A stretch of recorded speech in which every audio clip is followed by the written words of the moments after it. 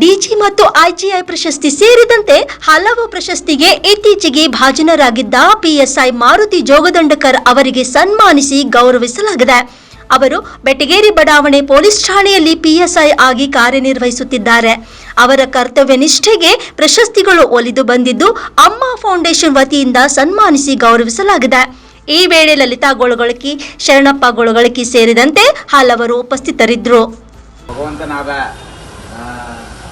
ಬೆಟಗೇರಿ ಬಡಾವಣೆ PSI ಸಾಹೇಬರಾದಂಥ Maruti ಜೋಗದಂಕರ್ sir ಇನ್ನೂ ಮುಂದಿನ ದಿನಮಾನಗಳಲ್ಲಿ ಇನ್ನೂ ಎತ್ತರ ಮಟ್ಟಕ್ಕೆ ಬೆಳೆದು ನಮ್ಮ ಗದಗ ಜಿಲ್ಲೆಯ ಕೀರ್ತಿಯನ್ನು ಕರ್ನಾಟಕ ರಾಜ್ಯ ತುಂಬ ಹರಡಿಸಿದ್ದಾರೆ.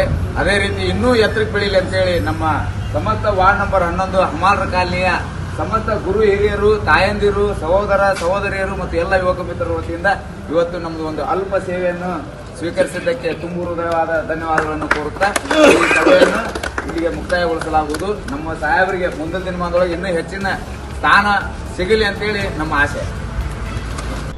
ಜನಶ್ರೀ ಟೈಮ್ಸ್, ಗದಗ್.